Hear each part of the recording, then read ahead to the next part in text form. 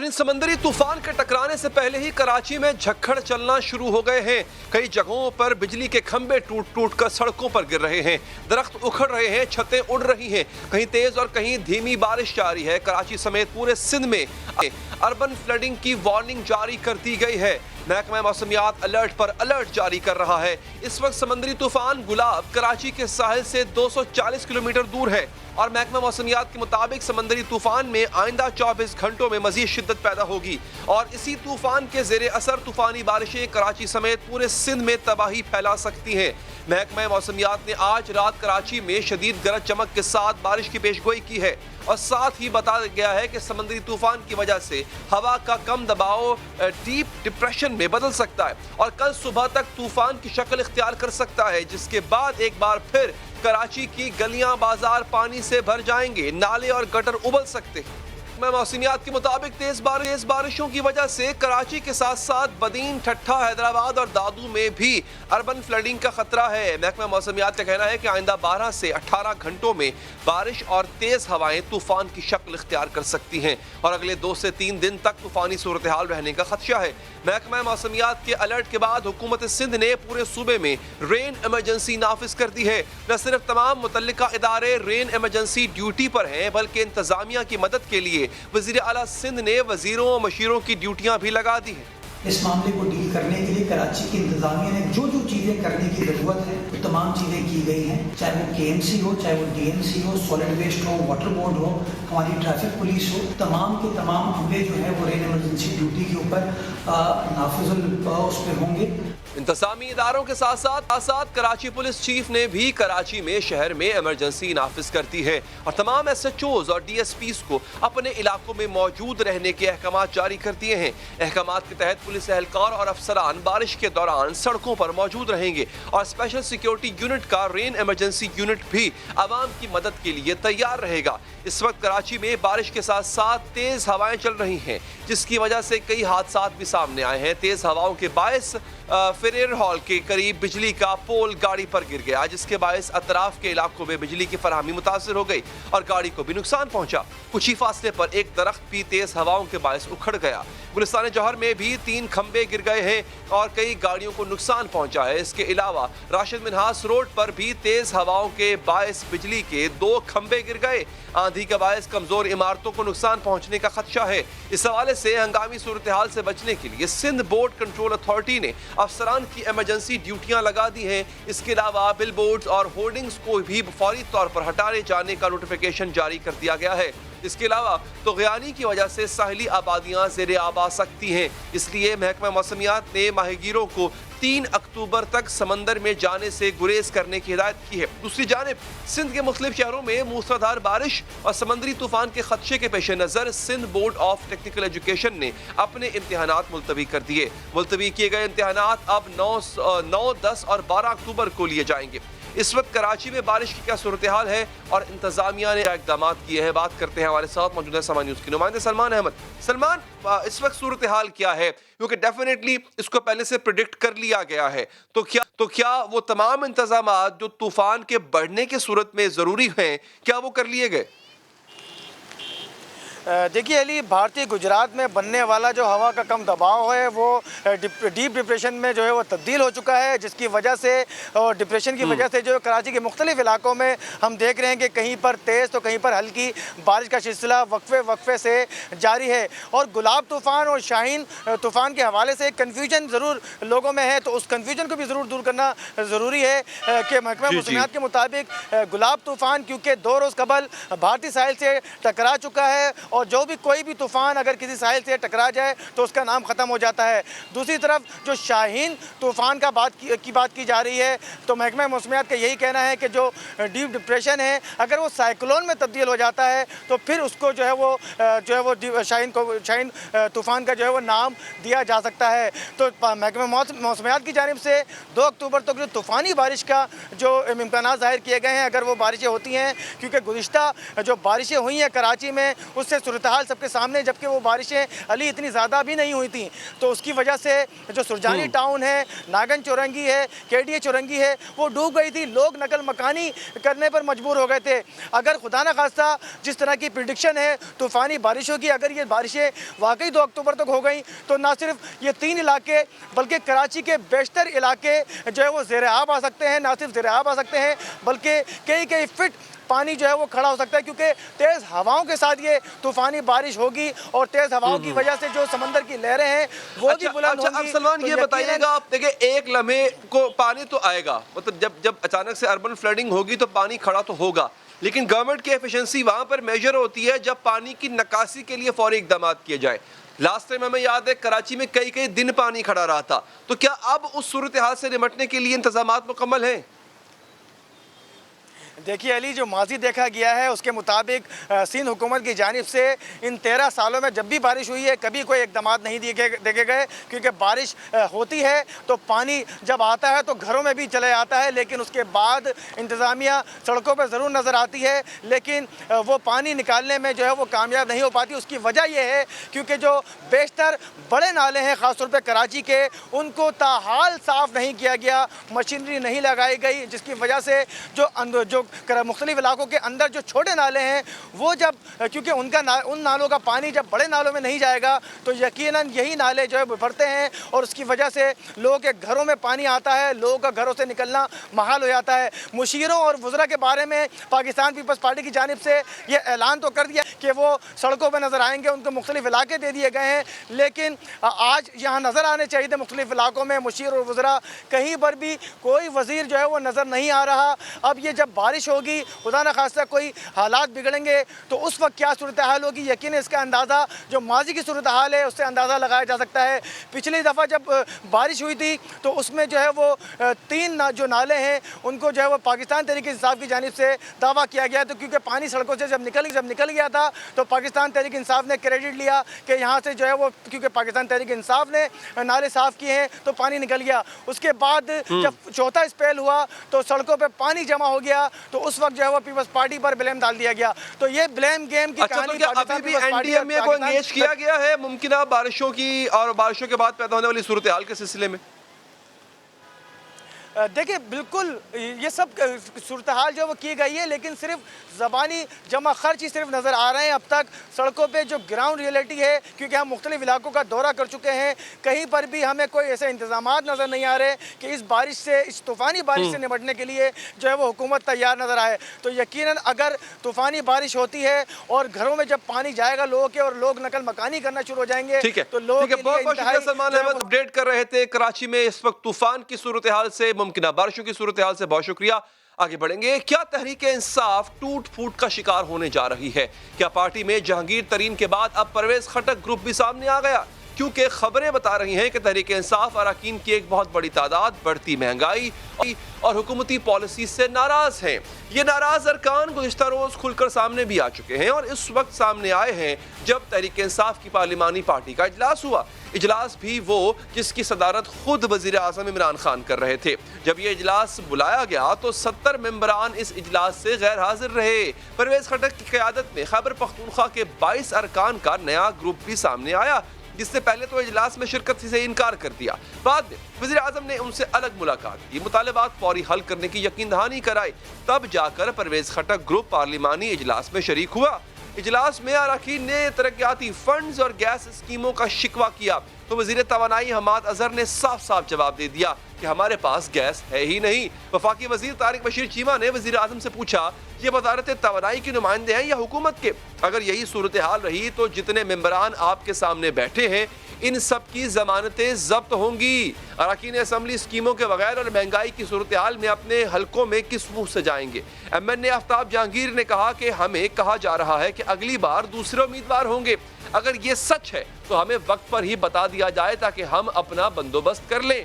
रोज़नामा express ने report किया कि आज काबीना इजलास में वज़ीर आज़म को PTI अरकान की पार्टी छोड़ने की इत्तला से आगाह किया गया। इस दौरान बहस शुरू हो गई कि क्या वफाकी वज़ीर गुलाम सरवर खान PTI छोड़ रहे हैं। गुलाम सरवर खान ने कहा कि चौधरी निसार को PTI में शामिल किया जा सकता है तो मैं नून लीग में क्यों नहीं जा सकता। वज़ीर आज़म ने काबीना में तब्दीलियों और नए अरकान की एंट्री का इशारा दे दिया। اس تمام صورتحال کے تحریک انصاف کے لیے کیا نتائج ہوں گے، اس پر تجزیہ لیں گے سینئر تجزیہ نگار صحافی جناب صاحب سے۔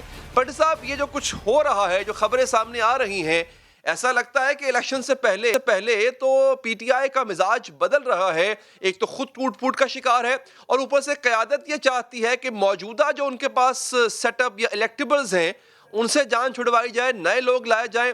تو یہ تو ایک ڈیزاسٹر نہیں ہوگا الیکشن سے بالکل پہلے ایسا کرنا؟ علی بھائی، سب سے پہلے اگر آپ کی اجازت ہو تو دو جملے جو ابھی آپ کا پہلا سیگمنٹ چل رہا تھا کراچی، بدحال کراچی پر بولنا چاہوں گا۔ یہ 495 ارب ٹیکس دیتا ہے یہ کراچی، یعنی 4,95 ارب، اور یہ پورے سندھ کا ایک اندازے کے مطابق پورے سندھ 10% دیتا ہے، اور یہ باقی سارا یہ دیتا ہے۔ یہ شاہ رگ ہے۔ آپ کو چیف جسٹس کے ریمارکس وہ جو سندھ پر ہیں کہ شیم آن سندھ، خدمت نہیں کر سکتے تو کسی اور کو آنے دو، ٹوٹی سڑکیں، ابلتے گٹر، پورا شہر گند سے بھرا ہوا، کوئی دیکھنے والا نہیں، اور حکمران طبقے کو شہر کی پرواہ نہیں، سب پیسے بنانے میں لگے ہوئے ہیں۔ یہ مغلوں کا زمانہ تو نہیں کہ وزیر اعظم جو چاہیں کریں۔ بھائی جان، کوئی نالا ایسا ہے جس کا پانی کلفٹن بلاول ہاؤس میں گیا ہو؟ کوئی نالا ایسا ہے کہ جس میں مراد علی شاہ بھی انہوں نے پانی گھر سے نکالا ہو؟ کوئی نالا ایسا ہے کہ جس میں کبھی سنا ہو کہ وزیر صاحب کے برتن بھی اس میں بہہ گئے؟ یہ نالے، یہ گٹرتے ابلتے، یہ ہماری قسمتوں میں ہیں۔ یہ اس لیے کہتے ہیں 13واں 14واں سال ہے سندھ اور برباد کر رکھ دیا ہے۔ کوئی ایک یونین کونسل، کوئی ایک شہر۔ اچھا کیا، ذرا اس پہ آ جائیے کہ یہ کر کیا رہے ہیں نمائندے، اپنے لوگ کہہ رہے ہیں کہ ہم کس طرح اپنے حلقوں میں منہ دکھائیں گے جا کے، اتنی مہنگائی کر رہے ہیں اور مزید کریں گے۔ طارق بشیر چیمہ صاحب کہتے ہیں ہماری ضمانتیں ضبط ہو جائیں گی۔ یہ آپ کو ایسے آثار نظر آ رہے ہیں کوئی؟ جی بالکل، طارق بشیر چیمہ صاحب جو اس وقت کے حالات ہیں وہ ٹھیک کہہ رہے ہیں۔ آپ دیکھیں، تحریک انصاف کے 3 سال ہے، یہ 4تھا سال ہے، 5واں سال الیکشن کا ہوتا ہے، یہ آخری سال ہے، ڈو اینڈ ڈائی والا سال ہے۔ آپ بے روزگاری کا یہ حال ہے کہ قائمہ کمیٹی میں انکشاف ہوا ہے۔ آپ نے بھی خبر پڑھی ہوگی کہ چپڑاسی کے لیے ایم فل والوں نے اپلائی کیا ہوا تھا۔ یہ ہے بے روزگاری کا حال۔ ڈالر 172 کا ہائی ایکسچینج، سٹاک ایکسچینج ایک دن میں 127 ارب ڈالر ڈوب گئے۔ یوٹیلٹی سٹورز کے لیے مہنگی ترین چینی 28,760 میٹرک ٹن خریدی گئی، جو 109 روپے میں پورٹ پر پڑی، 123 روپے میں یوٹیلٹی سٹور پر پڑے گی، اور اس پر 35 سے 38 روپے فی کلو سبسڈی دی جائے گی۔ دوسری طرف میرے ہائی کورٹ نے، مجھے احترام ہے اپنی عدالتوں کا، انہوں نے شوگر والوں کو کہا ہے کہ ان کے گودام نہ کھولیں، ان کی چینیاں نہ اٹھائیں۔ اچھا، وزیر اعظم، اچھا اس کے علاوہ درجہ اول کے چنے کی قیمت 165 روپے فی کلو ہے، 40 روپے بڑھی ہے۔ پٹرول، گیس، بجلی، اچھا اس کو بھی چھوڑ دیں، جو 2018 میں گھی ملتا تھا 1600 کا، وہ 5000 کا ہو گیا ہے۔ بجٹ بنانا، گھر کا بجٹ بنانا، اور وہ کیا کہتے ہیں، وہ جو ہمیں عمران خان کہتے تھے قرضے لعنت ہوتے ہیں، عمران خان صاحب کہتے تھے، اب کیا ہے؟ پٹرول، گیس، ڈالر کی قیمت میں اضافہ ہو، وزیر اعظم چور ہوتا ہے، اب کیا ہے؟ غیر ملکی کھلاڑی جب یہاں آتے ہیں تو وڑیلو کے کٹے پھٹیچر ہوتے ہیں، اب کیا ہے؟ زمبابوے سری لنکا کے میچ تو میں اتنے کرفیو میں عراق میں بھی کلا لیتا ہوں، نیوزی لینڈ انگلینڈ کی میں بات نہیں کروں گا کیونکہ وہ ہمساروں کی مسئلہ ہے۔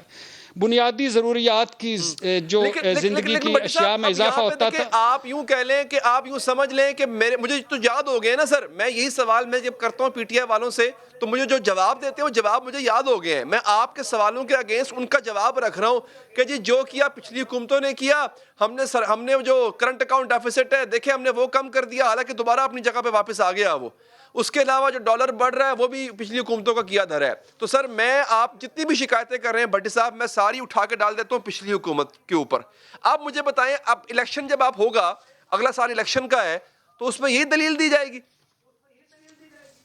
نہیں سر، یہ دلیل نہیں مانگے گے۔ دیکھیے، میں پچھلی حکومتوں کے جو بارودی سرنگیں تھیں، پچھلی حکومت کی جو معیشت تھی، پچھلی حکومت کی جو پالیسیاں تھیں، وہ پچھلی حکومت پہلا سال، پچھلی حکومت دوسرا سال، پچھلی حکومت تیسرا سال، عمران خان صاحب تو 300 دن میں، 90 دن میں، سال میں تبدیلی لانے والا ہے۔ 2018 میں انہوں نے کہا کہ 19 کا سال بہترین ہوگا، 19 میں کہا 20 کا سال بہت اچھا ہوگا، 20 میں کہا 21 کا سال بہت اچھا ہوگا، 21 میں کہا سرکاری ملازمین کو کہ پیسے آئیں گے، پھر کہا کہ میں اعلیٰ دین کا چراغ ہے کوئی رگڑوں گا تو یہ جنوں پریوں کی کہانیاں سٹوری، یہ جنوں پریوں کی کہانیاں آپ نے سنائی تھی سر۔ آپ نے ابھی کہا نا کہ یہ گروپ بن رہے ہیں، ابھی نہیں کریں گے، اس سال ابھی ڈیولپمنٹ بجٹ مل رہے ہیں، ڈیولپمنٹ نالیاں وہ اور وہ سارے گیس بجلی کے کنیکشن وہ سارے مل رہے ہیں، یہ پریشر ڈال رہے ہیں۔ یقین کریں حلقوں میں جائیں، حلق ان کو چھوڑیں، میں نے تو الیکشن نہیں لڑنا ہوتا نا، میں جب گلی محلے میں نکلتا ہوں تو گارڈ عام لوگ جو باتیں کرتے ہیں وہ ٹیلی ویژن پہ آن ایئر ہونے والی نہیں ہوتی۔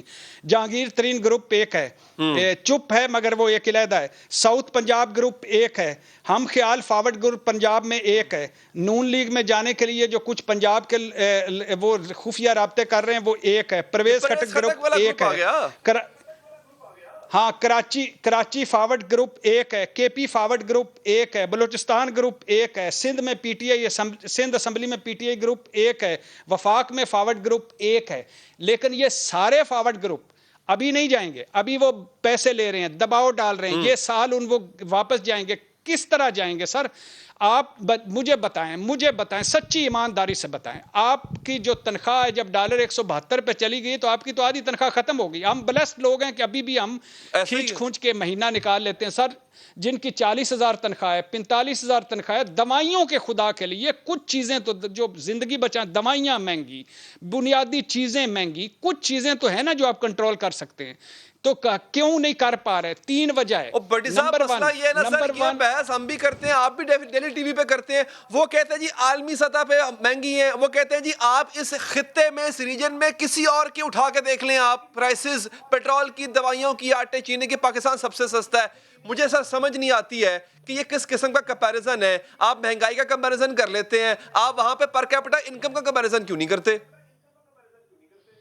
سر مان لیتے ہیں، سر یہ بھی مان لیتے ہیں، بین خطے میں ہم ساروں سے سستے ہیں، چلو مان لیا، بین الاقوامی قیمتیں بھی ہم مان لیا۔ سر 2 چیزیں تو اپنی مانے نا، ایک جو آئی ایم ایف کے ساتھ آپ نے معاہدہ کیا اور وہ جو نچوڑ رہے ہیں اور آپ گھٹنے ٹیک کے، ایک بھی یہ جو نیا ٹارزن ہم لائے تھے شوکت ترین صاحب، انہوں نے پہلے کہا سارا معیشت کا بھٹا بٹھا دیا، اب میں اس کو اوورآل کروں گا۔ وہ کیا کر رہے ہیں؟ آئی ایم ایف سے مذاکرات کریں گے، دوبارہ ان شکوں پہ عمل کرنا ممکن نہیں ہے، کیا کر رہے ہیں؟ آئی ایم ایف کا معاہدہ سب سے امپورٹنٹ ہے، وہ ہمیں مار رہا ہے چاروں طرف سے، اور اس کے بعد bad governance, bad performance, bad management, نااہلی اور جو ان کی پالیسیوں میں تسلسل نہیں ہے وہ ہے۔ سر آپ کچھ چیزیں تو ہیں نا جو اب ایک میرے محلے میں ایک جگہ چینی 110 روپے کی مل رہی ہے، دوسری جگہ 105 کی مل رہی ہے، ایک جگہ 100 روپے کی مل رہی ہے۔ سر یہ چیزیں کبھی پہلے سنی تھی؟ رہیں گے جنہوں نے گروپ بنائے ہوئے ہیں، یہ لوگ رہیں گے، یہ پرویز خٹک ترین گروپ یہ رہے گا یا یہ چلا جائے گا؟ ابھی رہیں گے، یہ بڑے پہنچے ہوئے بزرگ ہیں، یہ بڑے پہنچے ہوئے بزرگ ہیں، یہ وہ لوگ ہیں، 101 لوگ ہیں جو ہر مرتبہ اڈاری مارتے ہیں، یہ پہنچے ہوئے لوگ ہیں، ابھی کچھ لینے دینے کا معاملہ، یہ سال رہیں گے، اگر ارلی الیکشن میں عمران خان صاحب نہ گئے تو یہ سال رہیں گے، اگلے سال یہ سارے گروپ ایک سنجیدہ گروپ ہوں گے، بہت سارا کام زرداری صاحب بھی کر رہے ہیں، بہت سارے بلاول بھٹو بھی کر رہے ہیں، بہت سارے رابطے کاف لیگ اور ساؤتھ پنجاب اور فارورڈ وہ جو ہے اور بلوچستان اور کے پی کے میں بھی ہو رہا ہے، تو یہ سارے گروپس جو ہیں یہ پتہ لگ جائے گا۔ اور دوسرے جب یہ کنٹونمنٹ سے اگر الیکشن سے انہوں نے جو پڑھے لکھے لوگ ہیں جو کم مہنگائی کی زد میں آئے ہیں، اگر ان سے انہوں نے سبق نہیں لیا، پی ٹی آئی نے، عمران خان صاحب نے اگر ابھی بھی اپنی پرفارمنس گورننس بہتر نہیں کی تو پھر اللہ ہی حافظ ہے۔ اچھا بڑی صاحب، میں ایک اور سوال بڑا اہم ہے سر، اب آپ فرض کریں سر حکومت کا بندہ ہے، وہ وزیر بھی رہا ہے، کوئی بھی اٹھا لیں آپ، اس کا نام لے لیں آپ، وہ جاتا ہے اپنے حلقے میں، مہنگائی 10 گنا بڑھ چکی ہوئی ہے، پیٹرول، کھانے پینے کی سب بڑھ چکی ہوئی ہے، بندہ تنگ ہے، سر اب وہ جا کے اگر وہاں پہ یہ کہتا ہے کہ میں نے چوروں کو نکیل ڈال دی, میں نے نواز شریف کو بھگا دیا, میں نے شہباز شریف اندر کر دیا, میں نے زرداری اندر کر دیا, کیا عوام یہ بائے کریں گے؟ کیا عوام یہ دلیل مانگیں گے عمران خان نے کتنے چور لٹکائے, یا وہ یہ دیکھیں گے کہ ہمارے گھروں میں اس وقت آٹا ہے کہ نہیں ہے؟ عوام الیکشن والے دن کس چیز کو سر اہمیت دیں گے؟ ذرا یہ آپ اپنے تجزیے سے بتائیے گا. سر اگر نواز شریف جیل میں ہوتے اور وہ ہماری جیل میں ہوتے, جیسے ہماری جیلیں ہیں, شہباز شریف جیل میں ہوتے, حمزہ جیل میں ہوتے, مریم جیل میں ہوتی, زرداری اینڈ کمپنی جیل میں ہوتے, اور ان کو وہ اس وقت بارگیننگ کر رہے ہوتے کہ اتنے پیسے ہم دیتے ہیں, کوئی حاصل وصول ہو رہا ہوتا, تو شاید عوام یہ مہنگائی برداشت کر جاتی. بات یہ ہے, زرداری صاحب کراچی میں ہیں, نواز شریف صاحب لندن میں ہیں, شہباز شریف صاحب اپوزیشن لیڈری کر رہے ہیں, حمزہ شہباز پنجاب میں اپوزیشن لیڈری کر رہے ہیں, مریم نواز صاحبہ انقلاب کو کندھے پہ اٹھا کر جمہوریت کو گلی گلی پھر رہی ہیں. اور کون ہے, مجھے ایک بتائیں, کون ہے خورشید شاہ یا ایک آدھ کے علاوہ جو اندر ہے؟ اور کون ہے جس سے کچھ حاصل وصول ہوا ہے؟ اور کون ہے جس کے بارے میں سنا تھا یہ کہانیاں جب عدالتوں میں کیس جاتے ہیں تو ان کیسوں کا کیا ہوتا ہے؟ سر اس میں کوئی شک نہیں کہ عمران خان اکیلا, عمران خان 100 عمران خان بھی آ جائیں تو اس نظام میں, ان عدالتوں, نظام انصاف میں اور اس میں چوانی بھی نہیں نکلنی. یہ مخولیہ مزاج جکیلا صاحب ہے, وہ جہاں نکلنے ہوتے ہیں وہ نکال لیتے ہیں. لیکن پھر کہہ رہا ہوں, عمران خان صاحب کی کوئی اپوزیشن اب تتر بتر ہو چکی ہے, وہ 2023 کے الیکشن پہ فوکس کر. عمران خان صاحب کی سب سے بڑا جو چیلنج ہے وہ لیکن حکومت ایسا لگتا ہے کہ مہنگائی سب سے بڑی اپوزیشن ہے حکومت کی, جو کہ اس کے آڑے آئے گی جب الیکشنز ہوں گے. شاہد بھٹی صاحب انتہائی مشکور ہوں سر آپ کے قیمتی وقت کا, بہت بہت شکریہ. آگے بڑھیں گے. وزیر اعظم عمران خان کی حکومت 3 سال سے دلاسوں اور تسلیوں پر ہی چل رہی ہے. کبھی وہ مہنگائی میں کمی کرنے کی خوشخبری سناتے ہیں, کبھی معیشت میں بہتری کے دعوے کرتے ہیں, کبھی قوم کو اچھے وقت کے خواب دکھاتے ہیں. یہ سب باتیں اچھی ہیں, لیکن برا یہ ہے کہ یہ صرف باتیں ہیں. 3 سال تک ان پر عمل نہیں ہوا, اور اگر 3 سال تک عمل نہیں ہوا تو سوال پیدا ہوتا ہے کہ کیا ان باتوں پر باقی جو 2 سال رہ چکے ہیں عمل ہو پائے گا؟ آج وزیر اعظم عمران خان نے ایک بار پھر کہہ دیا کہ مہنگائی کی یہ لہر تو عارضی ہے, اس میں جلد کمی آئے گی. قیمتیں بڑھی ہیں وہ اس لیے کہ کرونا کی وجہ سے سپلائی چینز افیکٹ ہوئی. ساری دنیا میں کموڈیٹی پرائسز, کھانے پینے کی چیزوں کی قیمتیں بڑھ گئی. تو یہ عارضی طور پہ ہے, اور ہمیں یہ جو بھی عارضی طور پہ مشکل پڑی ہوئی ہے مہنگائی کی, یہ بھی انشاءاللہ نیچے آ جائے گی. میڈیا میں جہاں وزیر اعظم کا مہنگائی میں کمی والا بیان رپورٹ ہوا, وہیں یہ بھی رپورٹ کیا جا رہا ہے کہ پیٹرول مزید 5 روپے اور بجلی مزید 2 روپے مہنگی ہونے کا امکان ہے. اس سے پہلے گیس کے نرخوں میں بھی 37% اضافے کی تجویز دی جا چکی ہے. پیٹرول اور بجلی کے نرخ بار بار بڑھ چکے ہیں, جبکہ وزیر اعظم نے گزشتہ سال مارچ میں کہا تھا کہ اب بجلی کی قیمتیں مزید نہیں بڑھائی جائیں گی. پہلی بار نہیں کہ وزیر اعظم عمران خان نے اس طرح کے بیانات دیے ہوں, تلخ حقائق پر صرف تسلیوں کا مرہم رکھا ہو. 23 مئی کو بھی وزیر اعظم عمران خان نے کہا تھا کہ معیشت کا پہیہ چلنے لگ پڑا ہے, اس سے لوگوں کو نوکریاں ملیں گی, جب نوکریاں ملیں گی تو غربت میں کمی آئے گی. پھر 28 ستمبر کو Pakistan institute of development economics کی رپورٹ آئی کہ ملک میں بے روزگاری کی شرح بڑھ چکی ہے. رپورٹ کے مطابق بے روزگار افراد کی مجموعی شرح 16% ہے. پڑھی لکھی آبادی کے 24% گریجویٹس بے روزگار ہیں. جیسے آپ کی گروتھ ریٹ بڑھتی ہے, یعنی کہ جب اکانومی کے پہیہ چلنا شروع ہوتا ہے, کنسٹرکشن شروع ہوتی ہے جو ماشاءاللہ ریکارڈ پہ ہے, جب گاڑیاں بننی شروع ہوتی ہیں جو 55% گاڑیوں کا سیل, ٹریکٹروں کا 60% مزید سیل بڑھ گئی ہے, موٹر سائیکلوں کی, جب یہ بننے شروع ہوتے ہیں تو روزگار ملنا شروع ہوتا ہے, لوگوں کے ہاتھ میں پیسہ آتا ہے, تو اس سے پھر نوکریاں ملنی شروع ہوتی ہے, غربت کم ہوتی ہے. اس سال وزیر اعظم عمران خان یہ تسلیاں بھی دیتے رہے کہ انہیں مہنگائی کی وجہ سے عوام کی مشکلات کا احساس ہو چکا ہے. وہ ہر ہفتے مہنگائی پر میٹنگ کرتے ہیں, انہوں نے تجربہ حاصل کر لیا ہے. ملک میں ڈالر ہی ڈالر رہیں گے, ڈالر آ جائیں گے تو روپے کی قدر بھی بہتر ہو جائے گی. اور آج ایک ڈالر 170 روپے سے بھی اوپر جا چکا ہے. تو ڈالر کہاں ہیں؟ ڈالر تو آنے تھے لیکن ڈالر کہاں ہے؟ وزیر اعظم سارا سال اس طرح کے بیانات دیتے رہے اور مہنگائی کی شرح وہ 8% تک جا.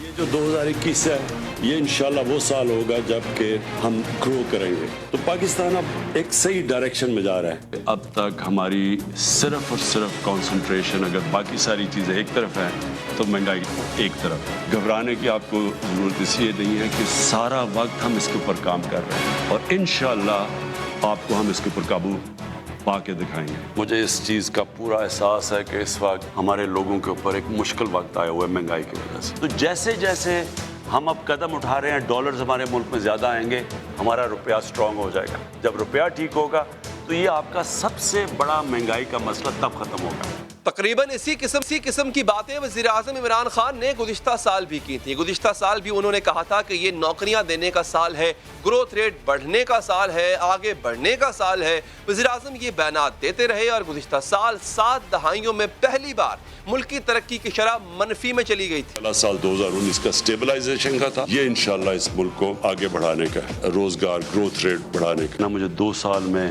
جو مجھے سب سے زیادہ جس کی راتوں کی اگر میری نیند گئی ہے وہ یہ مہنگائی کی وجہ سے. حکومت جب تک اپنے غریب طبقے کا دھیان ہی نہ رکھتی, وہ حکومتیں وہی ہوتی ہیں جو کہ جدھر تھوڑے سے لوگ اپنی ذات کے لیے آتے ہیں. یہی تسلیاں, یہی دلاسے وزیر اعظم عمران خان سال 2019 میں بھی دیتے رہے تھے. یہ کہتے رہے تھے کہ انہیں گورننس کے مسائل کی سمجھ اب آ گئی ہے, مشکل وقت گزر چکا ہے, ترقی کرنے اور نوکریاں دینے کا وقت آ چکا ہے, معیشت مستحکم ہو چکی ہے.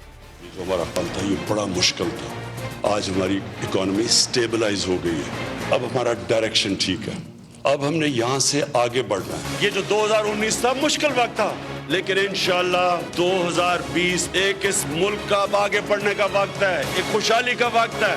یہ ہماری ترقی کرنے کا سال ہے, یہ نوکریاں دینے کا سال ہے. کوئی فکر نہ کریں, انشاءاللہ پاکستان کا جو آنے والا دور ہے یہ بڑا ایکسائٹنگ دور ہے, اور آپ دیکھتے رہیں گے کہ یہ کوانٹم لیپ ہم اس ملک کو آگے لے کے جائیں گے.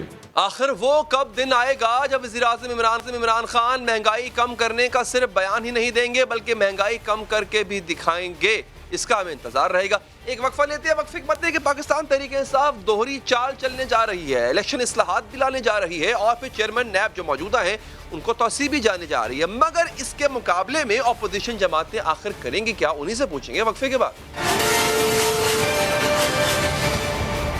لیکن حکومت عجیب دوہری چال چل رہی ہے. ایک طرف مذاکرات کی ڈول ڈال رہی ہے, ساتھ ہی مشترکہ اجلاس کی چال چل رہی ہے. پی ٹی آئی حکومت گزشتہ کئی روز سے کہہ رہی تھی کہ الیکٹرانک ووٹنگ مشینوں سمیت انتخابی اصلاحات پر اپوزیشن سے مذاکرات کیے جا رہے ہیں. وزیر اعظم کی طرف سے اپوزیشن بینچوں کو اعتماد میں لینے کی بات کی جا رہی تھی. مذاکرات میں پیش رفت کی نوید بھی سنائی جا رہی تھی. کبھی پاکستان میں کسی سٹنگ گورنمنٹ نے الیکٹورل ریفارمز کے اوپر, انتخابی اصلاحات کے اوپر زور نہیں دیا. ہم سمجھتے ہیں کہ اس ضمن میں جو پارلیمان کے اندر حکومت اور اپوزیشن کے درمیان ایک گفتگو ہوئی ہے یہ خوش آئند ہے. ہم سمجھتے ہیں اس کو آگے بڑھنا چاہیے. یہ سب کہا جا رہا تھا مگر اچانک حکومت نے اپوزیشن کے ساتھ ساتھ کرتے ہوئے مجوزہ انتخابی قوانین کو مشترکہ اجلاس سے منظور کرانے کا فیصلہ کیا. کل قومی اسمبلی کے اجلاس میں حکومت نے الیکشن ترمیمی بل کو پارلیمنٹ کی مشترکہ اجلاس میں بھجوانے کی تحریک پیش کی, جس کی منظوری کے بعد اب انتخابی اصلاحات کا بل قومی اسمبلی کے مشترکہ اجلاس میں بھیجا جائے گا. حکومت کے اس اقدام پر اپوزیشن کی جانب سے احتجاج بھی کیا گیا. آپ کے ساتھ جو میٹنگ تھی اس میں اتفاق کیا گیا کہ سینٹ اور قومی اسمبلی کی ایک مشترکہ پارلیمانی کمیٹی اسپیکر کی طرف سے ایوان کی تحریک پہ تشکیل دی جائے گی. اگر یہ پروسیس اپنایا گیا تو ہم اس میں اپنے آپ کو ایسوسیٹ نہیں کریں گے, ہم اس گناہ میں شریک نہیں ہوں گے. ایک بہت بڑا خلا ہے حکومت میں اور اپوزیشن میں. آج یہ والا موشن جو ہے وہ ساری چیز کی نفی کرتا ہے. پی ٹی آئی حکومت پر ہر معاملے پر اپوزیشن کے ساتھ ہاتھ کرتی نظر آتی ہے. انتخابی قوانین کے ساتھ ساتھ چیئرمین نیب کی توسیع پر بھی اپوزیشن کو مکمل طور پر نظر انداز کیا جا رہا ہے. آج کی خبر کے مطابق وزارت قانون نے مجوزہ صدارتی آرڈیننس کے ذریعے چیئرمین نیب کو توسیع دینے کا مسودہ تیار کر لیا ہے, اور اس مجوزہ آرڈیننس کے تحت جاوید اقبال نئے چیئرمین نیب کی تعیناتی تک کام کرتے رہیں گے. اس صورتحال کے بعد آنے والے دن میں سیاسی درجہ حرارت میں مزید اضافہ ہونے کا امکان ہے.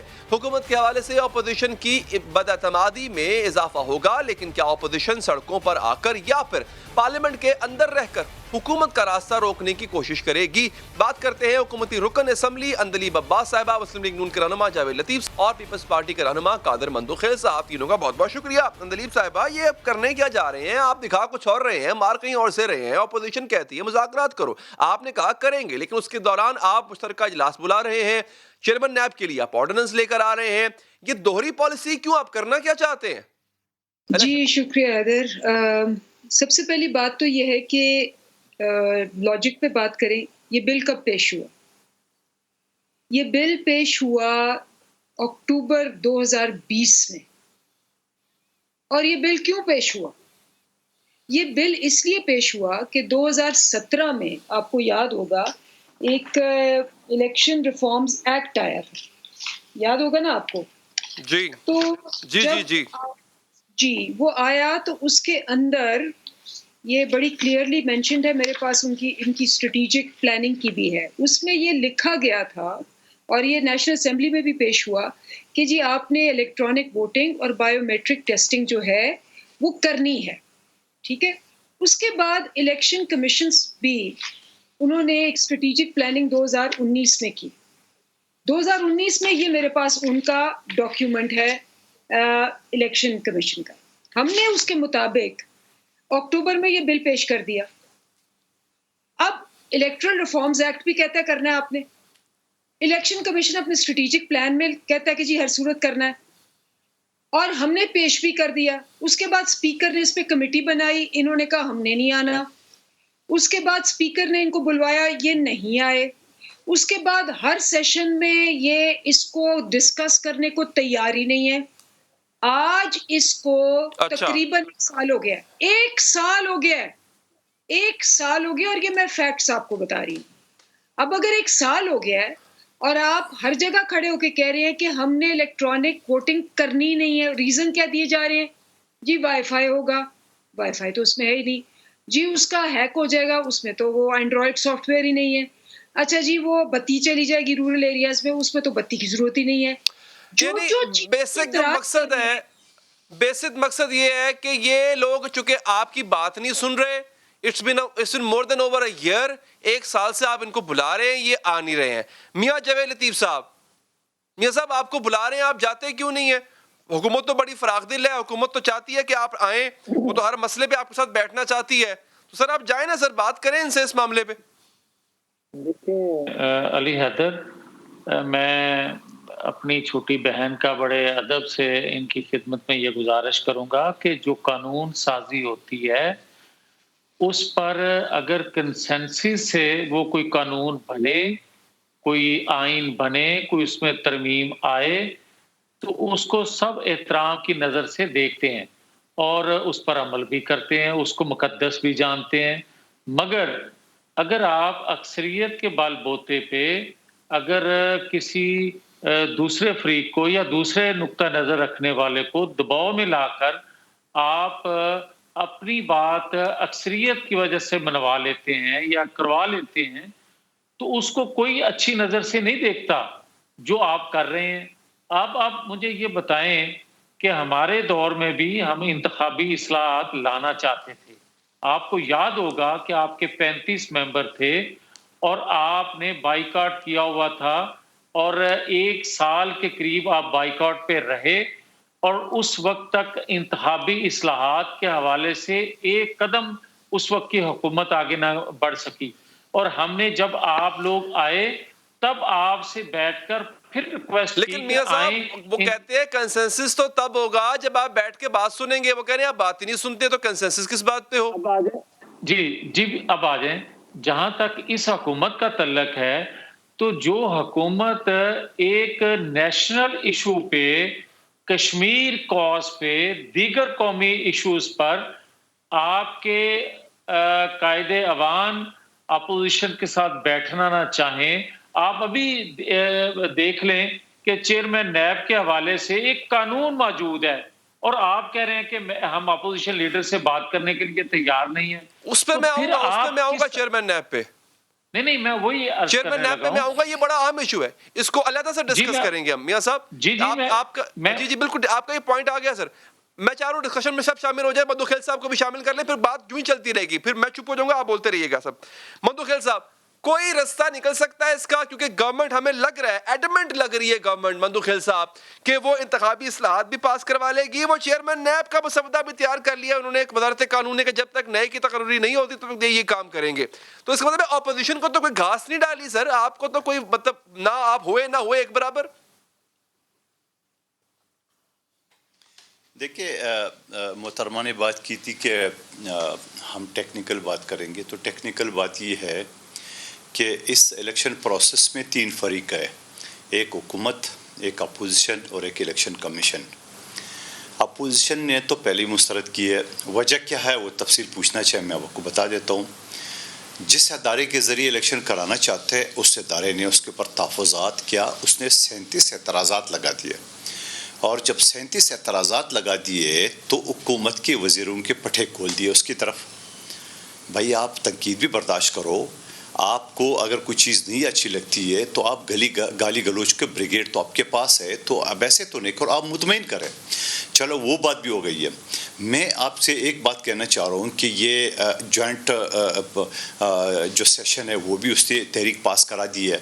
मुमकिन है कि वो रात के अंधेरे में हफ्ते के दिन इनका बस चले तो इतवार को दिन भी बुला सकते हैं, वो जॉइंट सेशन बुला के इसको पास भी कर देंगे।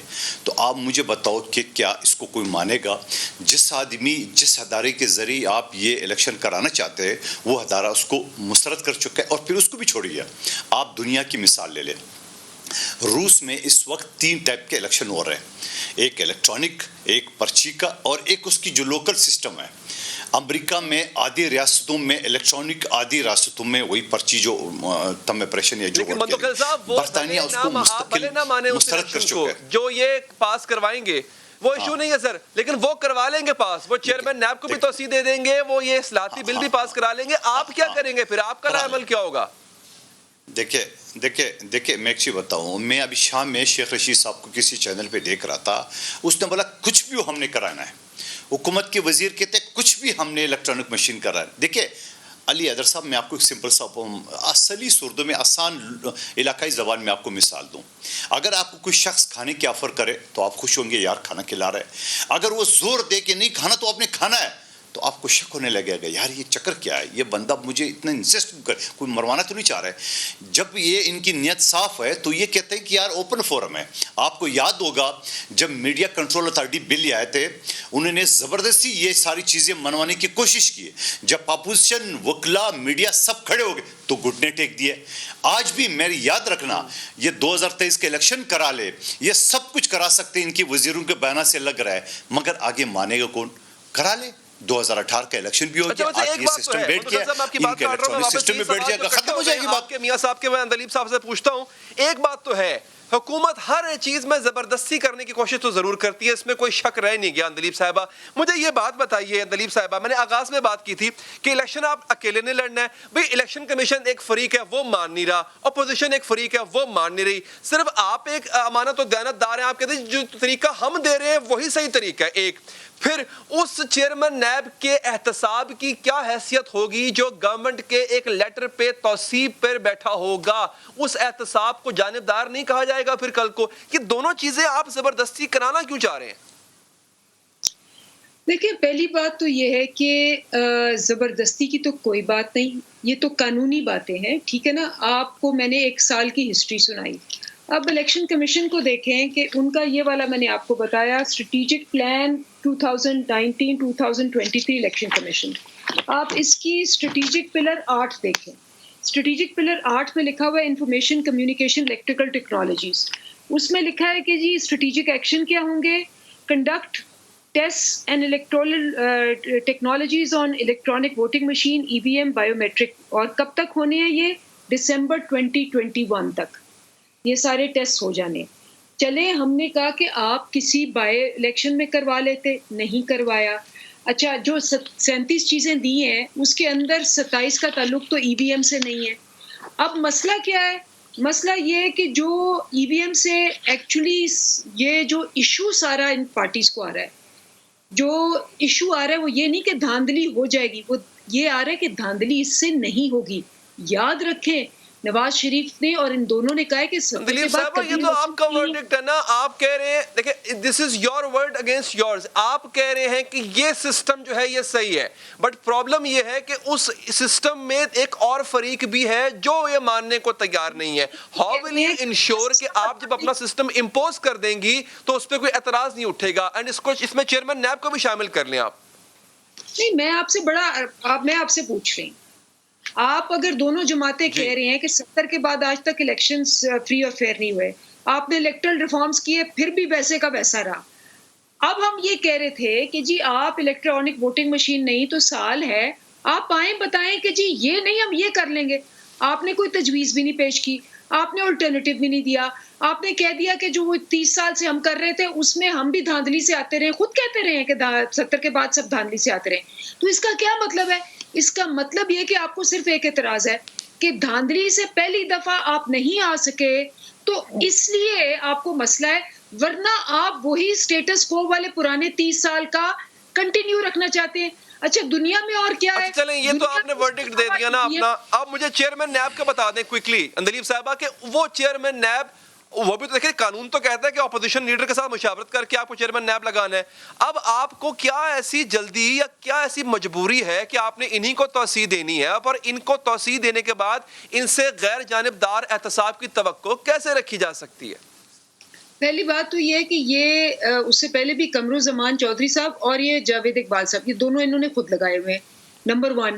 نمبر 2, اس وقت اگر آپ چور کو کہیں کہ جی اپنے لیے تم کوئی ڈھونڈ لو اکاؤنٹیبلٹی والا بندہ, تو چور نے کیا ڈھونڈنا ہے؟ سب سے زیادہ تو مسئلہ یہ ہے کہ خود ان پہ یہ ملزم ہیں, ان کے بھائی مجرم ہیں. یہ پہلے والا بھی چوروں نہیں لگایا تھا, کنوکٹڈ ہیں, کنوکٹڈ ہے, ان کے اشتہاری ہیں بچے, ان کی بیگم ان کی بیٹی پہ بھی اشتہاری ہیں. آپ کو پتا ہے کہ وہ ان پہ وہ اندلیب صاحبہ آپ قانون کو بائی پاس کیسے کر سکتی ہیں؟ قانون بھلے چور ہوں گے لیکن قانون یہ کہہ رہا ہے کہ آپ کو اپوزیشن لیڈر کے ساتھ مشاورت کے ساتھ یہ کام کرنا ہے. ایک دوسرا یہ کہ جن کو آپ توسیع دینا چاہ رہی ہیں یہ بھی بقول آپ کے انہی چوروں کے لگائے ہوئے ہیں. میں معذرت کے ساتھ میاں صاحب اور مندوخیل صاحب, یہ ان کا ورڈ ہے, میں یوز نہیں کر رہا. نہیں تو obviously میں اب آپ کو بتا رہی ہوں کہ اگر قانون کے علاوہ کوئی بات ہوگی, قانون میں جو گنجائش ہے اس پہ ہی ہم نے جانا ہے. اگر قانون کے علاوہ کوئی بات ہوگی تو وہ obviously یہ کنٹیسٹ کر سکتے ہیں. لیکن آپ کو بھی یاد ہوگا کہ جب سن لیں قمرالزمان چودھری کو لگایا گیا تھا, وہ کورٹ مارشلڈ آدمی تھا, ہم اپوزیشن میں تھے, ہم نے بہت کہا, ہم نے بہت اعتراض کیا, انہوں نے لگا لیا, اور اب خود کہتے ہیں کہ جی 10 سال ہم نے. ٹھیک ہے, اس کا مطلب ہے مجھے باقی مہمانوں کی طرف جانا ہے. اندلیب صاحبہ آپ انہی کے نقشے قدم پہ چلنا جا رہی ہیں جن کو آپ چور کہہ رہی ہیں. میاں صاحب کیا کریں گے آپ؟ ذرا اس کا کوئک سا جواب دے دیں. وہ تو آپ کرنا چاہ رہے ہیں, وہ تو چیئرمین نیب کی توسیع کرنا چاہ رہے ہیں, بل بھی لانا چاہ رہے ہیں, آپ کیا کریں گے میاں صاحب؟ اب بات سیدھی سی ہے علی حیدر, یہ جو ڈاکو ہیں جن کو فرشتے بنا کے پیش کیا گیا تھا, یہی چیئرمین نیب کہہ رہے تھے کہ اگر میں دوسری سائڈ پر ہاتھ ڈالوں گا تو یہ حکومت جاتی رہے گی. آپ نے یہ سنا نہیں تھا؟ 3 سالوں کے اندر ان کے قریب اس لیے ہو گئے کہ ایک تو جو ان کے اندر انتقام کی آگ ہے وہ جو بجھنے کا نام نہیں لے رہی. بھلے پاکستان کی معیشت ڈوب گئی, بھلے لوگ جو ہے فاقہ کشی پہ مجبور ہو گئے, مگر ان کے انتقام کی آگ بجھانے کے لیے. اچھا یعنی آپ کے پاس بھی اس وقت, میں I'm sorry to say میاں صاحب, آپ کے پاس بھی کوئی لایا عمل نہیں ہے. گورنمنٹ جو کرنا چاہتی ہے وہ کرنا چاہتی ہے اور کہہ رہی ہے کہ وہ قانون ہے. آپ پیپلز پارٹی اور آپ کے درمیان پھوٹ بھی پڑی ہوئی ہے, تو آپ مشترکہ طور پہ پارلیمنٹ سے باہر یا پارلیمنٹ کے اندر کس طرح سے اس کے اگینسٹ فائٹ کریں گے, یہ اللہ ہی جانے. بہت بہت شکریہ آپ کا. پروگرام کا وقت یہاں پر ختم ہو چاہتا ہے, مجھے دیجیے اجازت. اللہ نگہبان.